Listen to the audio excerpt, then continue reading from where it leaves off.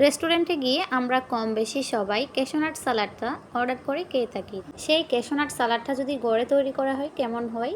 আসসালামু আলাইকুম everyone, welcome back to my channel. আমি আজকের পর্বে তৈরি করে দেখাচ্ছি অনেক বেশি মজাদার ক্যাশনাট সালাড। ঘরে থাকা সামান্য কিছু উপকরণ দিয়ে আমি খুব সহজভাবে আজকে ক্যাশনাট সালাড রেসিপিটা করে দেখাচ্ছি। এর জন্য এখানে আমি 250 গ্রাম চিকেনের ব্রেস্টের অংশটা নিয়েছি, একটু লম্বা লম্বা করে টুকরো টুকরো করে কেটে নিয়েছি। অবশ্যই চিকেনটাকে পানি ঝরিয়ে কিংবা মুছে নিতে হবে যেন চিকেনের গায়ে কোনো রকমের পানি থেকে না যায়। এবার অ্যাড করে দিয়েছি 1 টেবিল চামচ আদা রসুন বাটা, 1/2 টেবিল চামচ শুকনো মরিচের গুঁড়া, 1/2 টেবিল চামচ হলুদের গুঁড়া, সেই সাথে দিয়ে দিচ্ছি 1/2 টেবিল চামচ সাদা কালো গোলমরিচের গুঁড়া, সেই সাথে দিয়ে দিলাম 1/2 টেবিল চামচ গরম মশলার গুঁড়া, দিচ্ছি 1 টেবিল চামচ ভিনেগার। এখানে আপনারা চাইলে লেবুর রসটাও ইউজ করতে পারবেন। এবার পরিমাণ মতো লবণ দিয়ে এটাকে আমি হাত দিয়ে ম্যারিনেট করে নিচ্ছি। এভাবে মাংসের টুকরাগুলো ম্যারিনেট করে অল্প কিছু সময়ের জন্য রেখে দিতে পারেন। আমি একেবারে আজকে রেস্টে রাখবো না, সাথে সাথে কিন্তু সালাডটা তৈরি করে দেখাবো। মাংসের টুকরোগুলো ম্যারিনেট করা হয়ে গেছে। এ পর্যায়ে দিয়ে দিচ্ছি 2 টেবিল চামচ কর্নফ্লাওয়ার। কর্নফ্লাওয়ারের পরিবর্তে ময়দাটাও ইউজ করতে পারবেন, তবে কর্নফ্লাওয়ার ইউজ করার ফলে চিকেনের কোটিংটা সুন্দর হয়, একেবারে পাতলা হয় আর অনেক বেশি ক্রিস্পি হয়। ময়দা ইউজ করলে চিকেনের বাইরের অংশটা অনেক বেশি বার হয়ে যাবে, এমনকি ক্রিস্পিটাও কম হবে। মাংসের টুকরোগুলো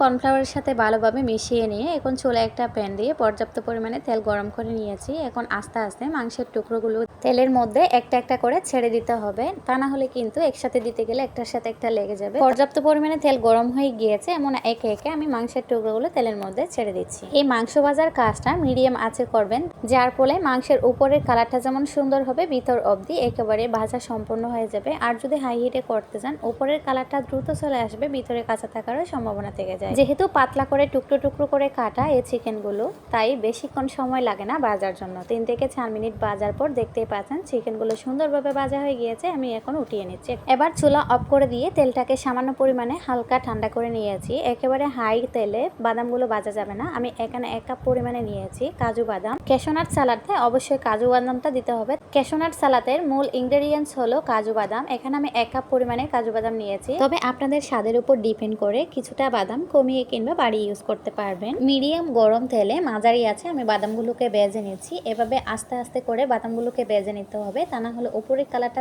দ্রুত চলে আসবে, ভিতরে কাঁচা থেকে যাবে, খেতে গেলে বাদামটা একটুও ভালো লাগবে। বাদামগুলো সুন্দরভাবে কালার চলে আসছে, এই পর্যায়ে আমি নামিয়ে নিয়েছি। প্রপারলি বাদামটা চুলা থেকে নামানোর পরে ঠান্ডা হয়ে গেলে কালারটা আরো সুন্দর চলে আসবে, তাই চুলায় থাকা অবস্থায় একেবারে গাঢ় কালার করে না নামালেও চলবে।